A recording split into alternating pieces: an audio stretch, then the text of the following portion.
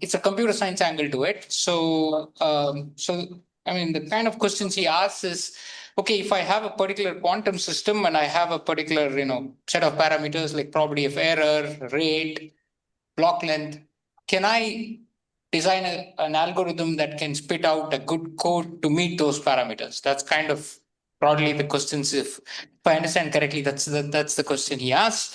So let's welcome him to give his online talk on channel coding, algorithmic aspects, and non-signaling correlations. Okay, so yeah, thanks a lot for this invitation, and sorry I couldn't make it in person.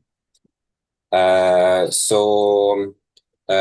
so as Arun mentioned, I had this interest actually for about 10 years, and I tried to look at the problem of channel coding, so the abstract problem of channel coding from an algorithmic point of view.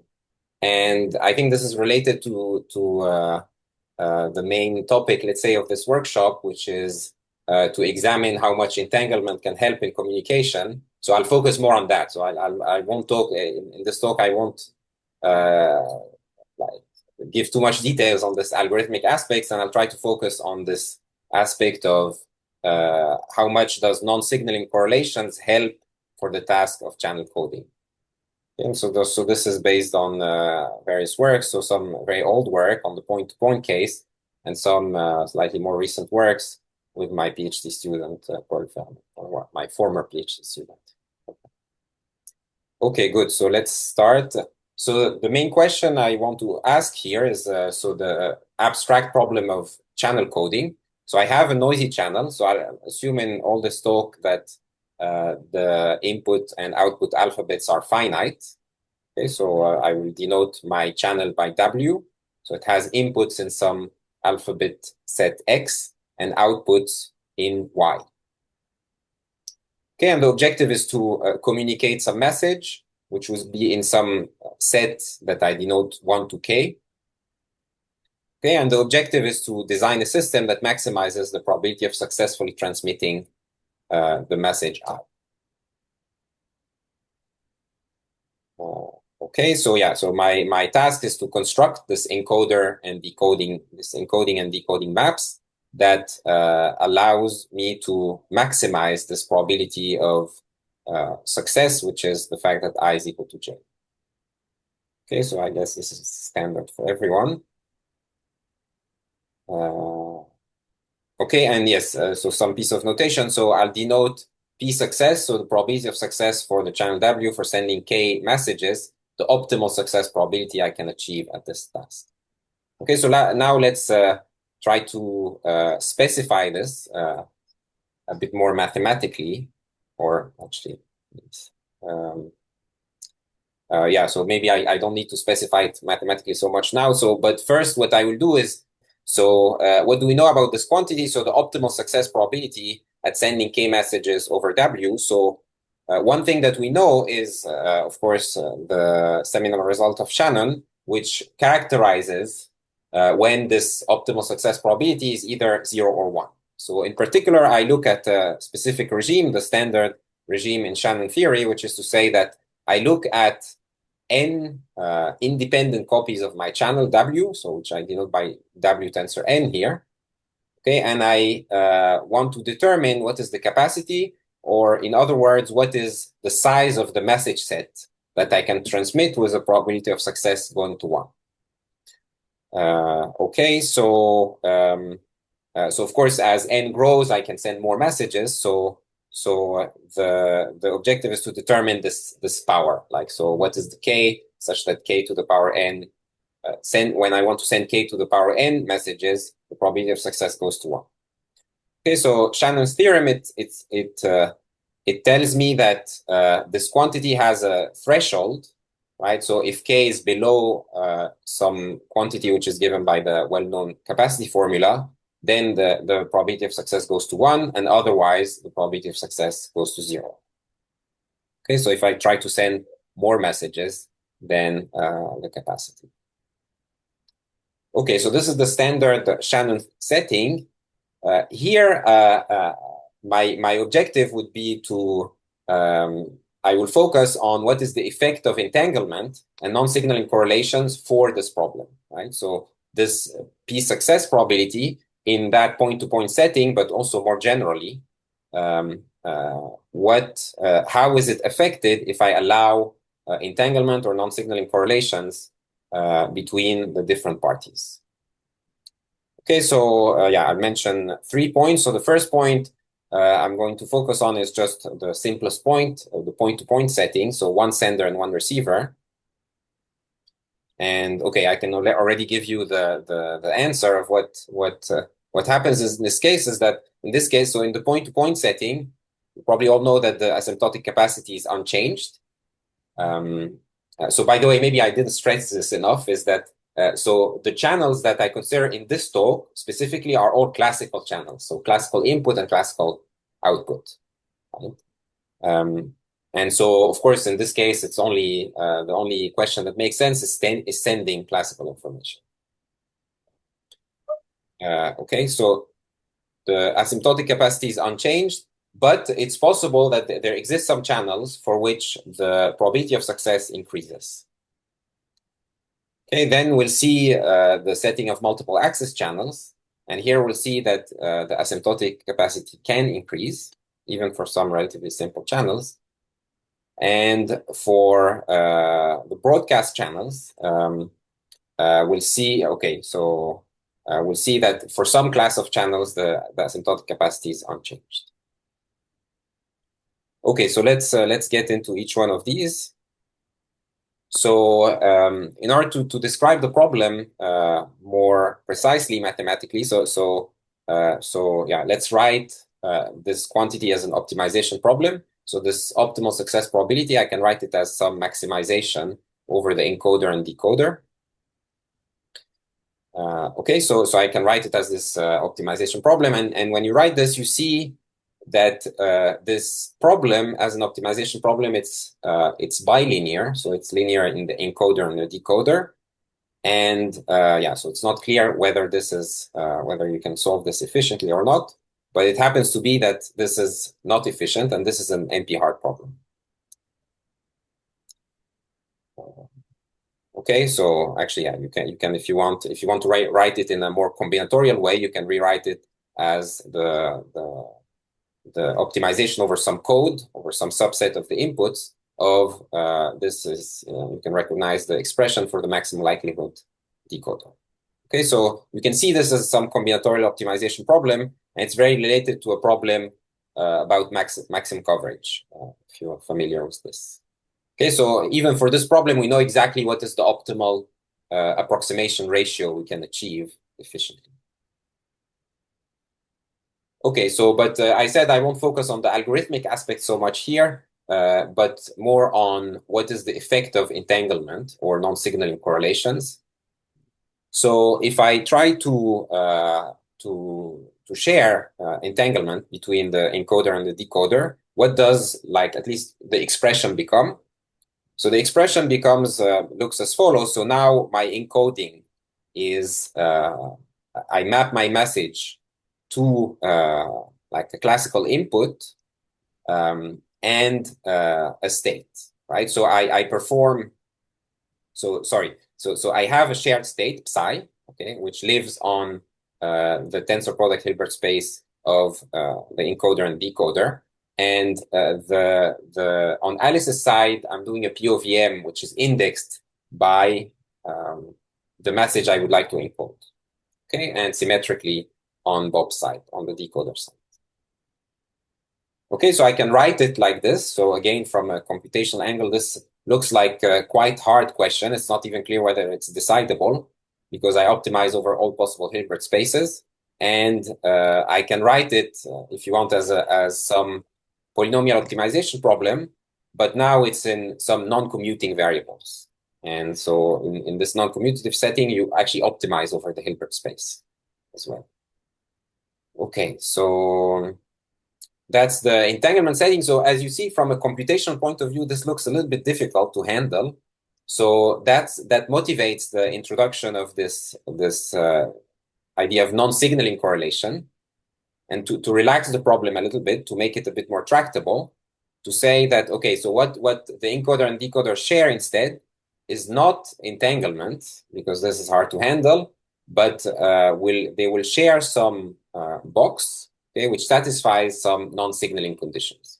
Okay, so in the sense that it does not allow the two parties to communicate by itself. Okay, so this is my second setup. So the non-signaling correlation.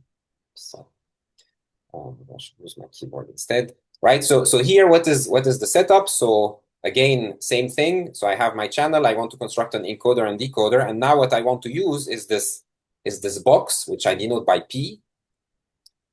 Okay, and now I will optimize over all the possible P's, not only the ones that get from that I can get from sharing a state and then having a P of M on each side, but general non-signaling correlations.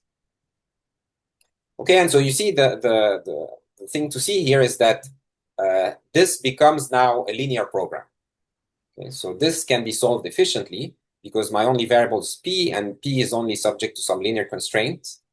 And so I hope you see already from these problems I presented that there is a relation between how hard the problem is algorithmically and the gap between non-signaling correlations, between what I can get without non-signaling correlations and what I get with non-signaling correlations. The intuition is that when you allow non-signaling correlations, when you write down the mathematical formulation for the problem, it often becomes a linear program, and this we can solve it efficiently.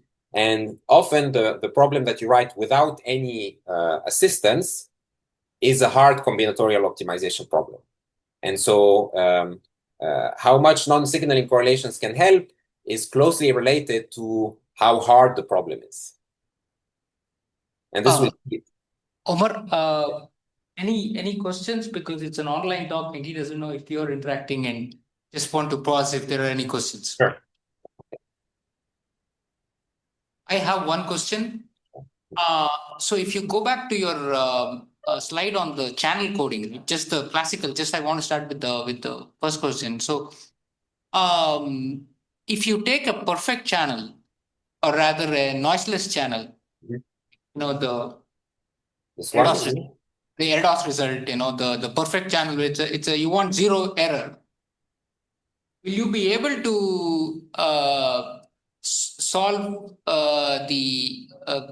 obtain the noiseless capacity of, you know, deterministic channels easily? Is there some kind of a way? Are the linear programs easily well behaved and you can just, you know, kind of easily solve the problem? Just the first cut problem that I'm looking at. See what I'm asking, right? Yes, I see. So here you're asking for the problem. Now, suppose what I want is, for example, to determine the largest k such that this success probability is equal to 1. Correct. Right? For noiseless channel on a very interesting family of noiseless channels, something of that sort. Yes. So this, I mean, it's in some sense a special case of this. So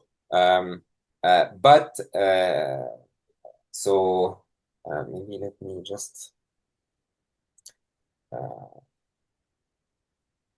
Do you mind if I get back to your question in just a few slides?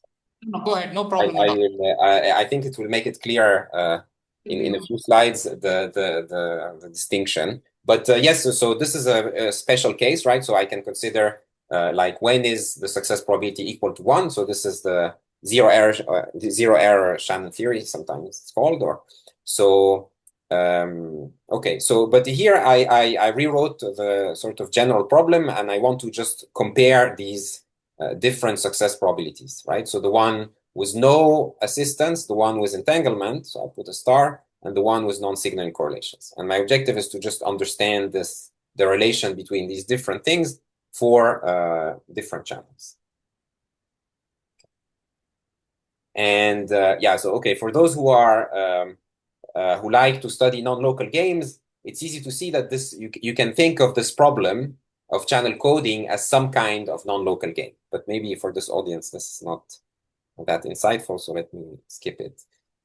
So what do we know for this problem? So we know that if you take the asymptotic capacity, so remember the Shannon setting that I looked at a few minutes ago, right? So if I take n copies of the channel and I let n go to infinity, and I want to determine what is the threshold starting from which the success probability goes from 0 to 1, or from 1 to 0.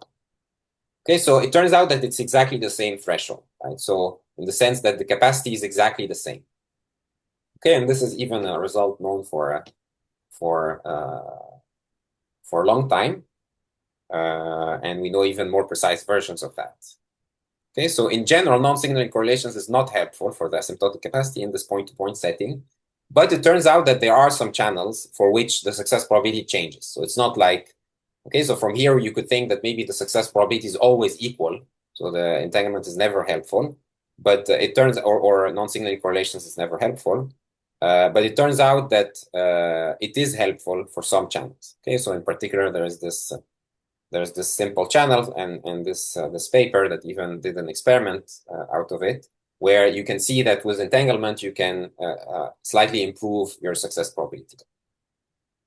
Okay. But one more question. So if you look at your first expression, so when you say entanglement does not increase capacity, I mean, I understand the statement, it's correct, but just to go one step finer, that doesn't mean that the exponents improve, right? So exponents or higher order things can improve, because now you're looking at asymptotic. So really, this is just only a first cut version when you look at asymptotic. So entanglement can increase other orders.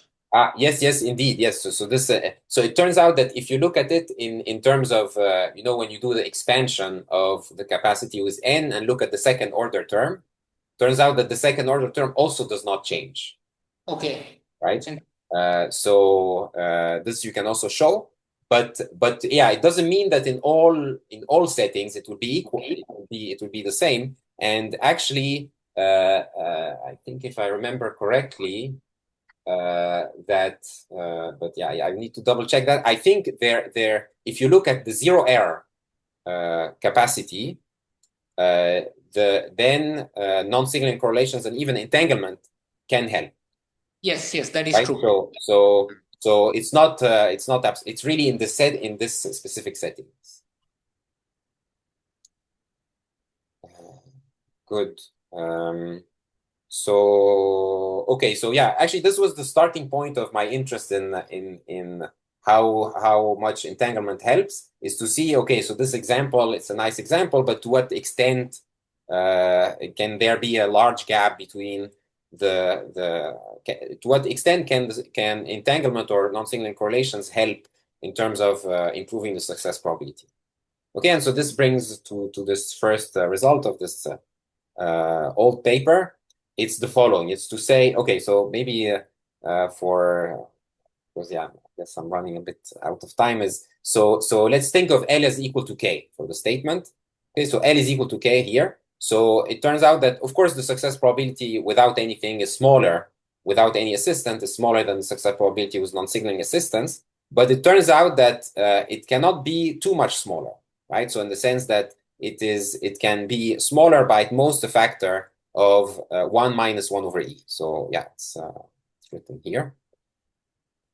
And by slightly decreasing L, you can get your ratio here to be as close as 1 as you want.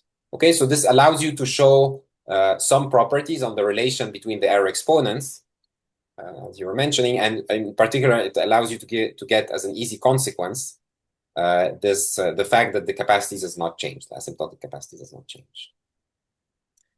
Okay, so that's the point-to-point setting, the summary of the point-to-point setting. And actually, this turns out to be tight for this relation, turns out to be tight for non-signaling assistance. This 1 minus e to the minus L over k, in the sense that there is a channel for which this ratio is reached. Okay. Yeah, so I will, of course, skip the proof. Okay, but let me try to quickly mention multiple access channels as well, and broadcast channels. So the multiple access channel, it's the next slightly more complicated setting is I have two senders and one receiver. Okay, so two senders who want to send each a message to a single receiver that receives a single output of the channel Y. Okay, so again, same thing. I want to design encoders, E1, E2, and a decoder, such that I can encode both of the messages that come from both senders. Okay, so let's look at perhaps the simplest textbook multiple access channel is this binary adder channel, right? So I take x1 and x2 is just a bit, and y is just the addition of these two bits. Okay, so here I will look at the asymptotic setting, because here even the asymptotic setting we have a difference. So as is usual, so we define the capacity as the set of rate pairs R1, R2, such that the success probability can go to 1 as n goes to infinity. Okay, so we have a well-known characterization in this case of the capacity region. So it's given by these constraints on the rates and on the sum of the rates given by these mutual informations. And maybe just one thing to note here is that we optimize over all x1, x2, which are the channel inputs, but they should be independent. Okay, so x1, x2 are independent.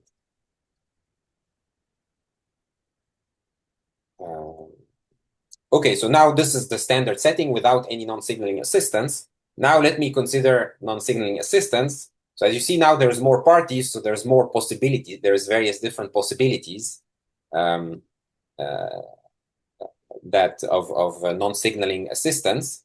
I will consider here the simplest one from a computational point of view, which is just global non-signaling assistance. Okay, so the three parties, they share some think of it as a generalization of tripartite entanglement, right? So both senders and the receiver, they share a tripartite entangled state. Okay, so yeah, if you want, we can formulate it like this. So this is the box, right? So each one, like the two senders, they have an input to their box, and the receiver has also an input to his box, which is the decoder, and they each, the two encoders, they take the message they would like to encode, and then they output the input to the channel. So I optimize over this box, and again, it becomes a linear program. So if I write the optimal success probability, it's a linear program. Okay, and so I can define the non-signaling capacity region. Okay, so it was known for some time that there are channels for which the quantum capacity, entanglement increases the capacity region. And so, of course, the non-signaling correlations as well. And so this was basically, the idea here is basically that you can encode a CHSH game between the two senders with some channel W. Okay, so this was an interesting result. But so what I wanted to determine here is whether there is a natural channel, like a natural multiple access channel, which is relevant for coding, such that the capacity region is changed by the non-signaling correlations. Okay, so this motivates us to look at this binary adder channel that I introduced, right? And here is the results that we can obtain. So the exact capacity of this channel is known, right? Without non-signaling assistance, it's this black part. Okay, so this is without non-signaling assistance, this is what we know. Okay, and so what we were able to obtain is like both inner and outer bounds for when you have access to non-signaling correlations. Okay, so we could not characterize it exactly, right? So this was our goal, but we were not able to do it. And so, maybe let me explain it in order here. So the outer bound we get on this capacity is given by exactly the same rate region that we had, given by the well-known theorem for multiple access channels, except that we drop the independence condition, right? So the x1 and x2 are not required to be independent. So that's why it makes the region slightly bigger. Okay, so this is for the outer bounds. And by the way, I think an interesting question is, it might be that this outer bound is actually tight. Okay, so it can be achieved. Okay, so what we could do instead is inner bounds. So we could construct good codes that achieve an inner bound. And the thing which is interesting here is that it actually beats the outer bounds without entanglement, right? So or without any non-signaling assistance. So we can get slightly better than what you can do, the ultimate limits given without any non-signaling assistance. Okay, and so interestingly, so how were we able to come up with these codes? Actually, we just looked at the simplest thing. We just looked at codes that have zero error, right? So we look at just small blocks, and we looked for codes that have zero error. Okay? So it turns out that if you solve the corresponding linear program for 7 or 8 copies, you already are able to beat the capacity. Okay, so it's a relatively simple way of obtaining an inner bound, but it does beat the capacity. So let me mention a brief word on broadcast channels before I conclude. So yeah, broadcast channels is the opposite. So I have a sender who wants to transmit a message to 2 receivers. Okay, so I again define the optimal success probability. I can define the rate region. So at the time when we did this work, we didn't have any example of broadcast channel where there is a difference, like where you get an advantage by allowing non-signaling correlations.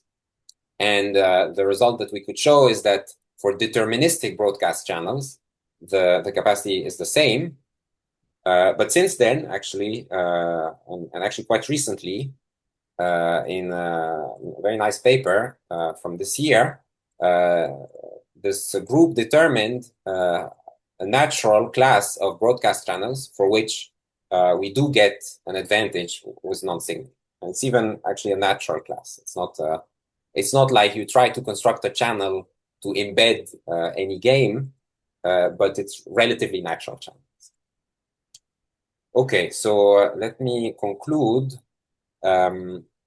So yeah, I looked at the problem of reliable transmission over a noisy channel, and we looked at the point-to-point setting, where entanglement can and non-signaling correlations can in principle give an advantage in terms of success probability, but it's relatively limited in the sense that I can at most multiply my success probability by a factor 1.6.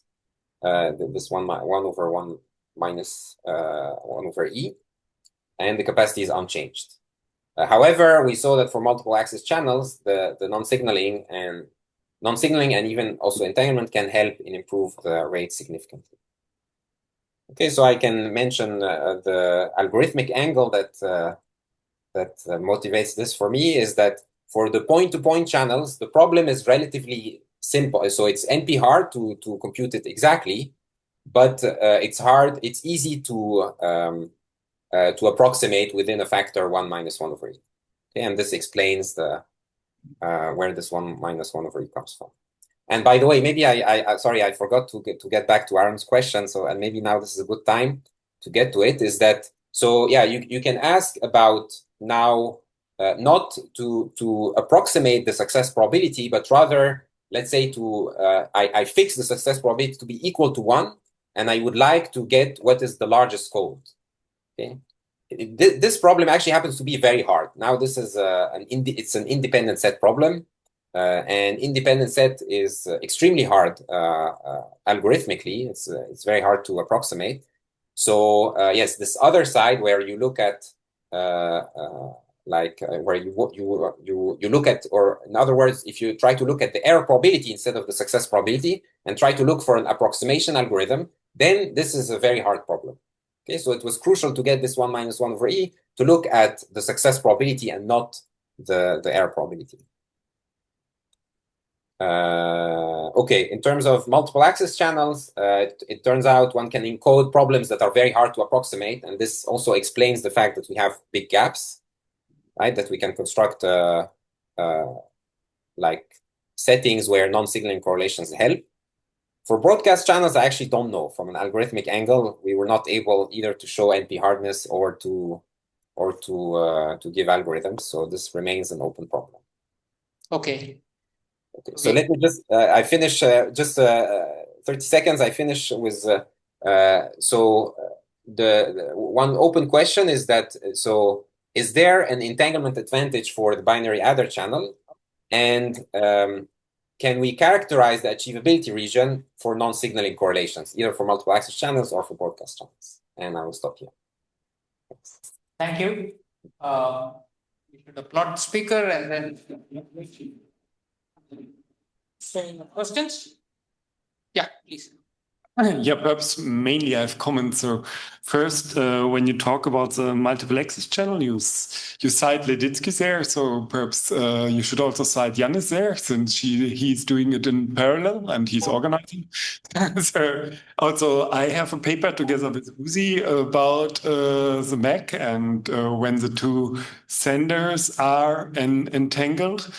Where we also give a general formula. So. And for the broadcast channel, we also have a paper on it. I don't know if you're aware of these papers and this result. And another thing I want to comment, so for the Mac, you also have to be careful if you talk about the classical results. So Algorithmic showed, for example, that the capacity region is different depending if you look at the average error or if you look at the maximal error. Okay, yes. So here I looked mostly at the average error, and I'm sorry if I missed some references, but as far as here I only referenced the things which are directly related. So I'm aware that there's various works, but as far as I'm aware, at least, the Leditsky is the first one who showed exactly the existence of just a multiple access channel. Yeah, it was in parallel. There was one day or something. Yannis can comment on. Yeah, perhaps more. So it would be nice to recite both. Okay, I wasn't aware of that. It was short. Short comment is that we had some discussions prior to the publications, and they published. I don't know. Maybe it was more than a day. Maybe it was. I don't recall exactly. 2 weeks earlier. But they cite my work actually, and I show all or nothing. So it's a 0 without entanglement and positive with entanglement. Okay. Twice And actually. I know your paper with which has not a multiple access channel but a slightly different setup. But you have a paper with just multiple access channel. Yeah, exactly. It's a multiple access. So, yeah, so I'm sorry about that. I didn't know about it. Yeah. So I have one which has this where I also had to introduce the jammer to get exactly this all or nothing. Yeah, this one I know, yes. I really wanted to know, is it just some tiny little bit, as we could see from Matthew's work, for example, with he and Debbie Long, I think, and Andreas, they had some work where they showed for 0 error capacity that you can gain some advantage for some very complicated setting. And I was very much fascinated by this problem. So eventually I figured out how to construct a channel where you can get all or nothing. Okay. I made a much simpler version of that as well. It's also published in 2020. I think it was at some conference. It's a conference paper. Okay, perfect. Yeah, thanks for this comment. Questions? Yeah, please. Just a question for Omar and Christian both. What is known about the broadcast channel about entanglement assistant capacity? So we showed in principle what is expected. If only just the two receivers are entangled, then you cannot have any advantage. So entanglement is between the sender and each receiver? No. We just look at the two receivers. I see. Receivers, even if you have them maximal entangled, that's really, I think also if you think about that, that's natural that you don't get an advantage. I see. And what if the setting where the sender has a bipartite entanglement with all the receivers? Has anybody looked at that setting? I think there exists a paper, but I don't know. But I think there is an advantage on it, but I'm not sure. I have to check this, but I think there is an advantage. I think also it's analyzed. So perhaps Yannis knows it. A broadcast between the sender and each receiver. Yeah, and each receiver. I think we saw perhaps Uzi, he's online. Perhaps he knows it. So Actually, I was not aware of an advantage for broadcast before this paper from this year. So if there is one, even with entanglement and with just this limited kind of entanglement, then yeah, I missed some important reference. No, just to be clear, Christians, there is no advantage on a broadcast channel when Yes. only the receivers are endowed with entanglement. Yes, so here both of these are entangled, right? So Not in correlation, there's entanglement.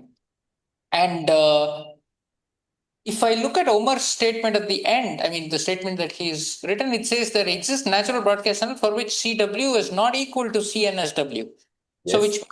So what kind of entanglement is there in that paper? So this one is full non-signaling.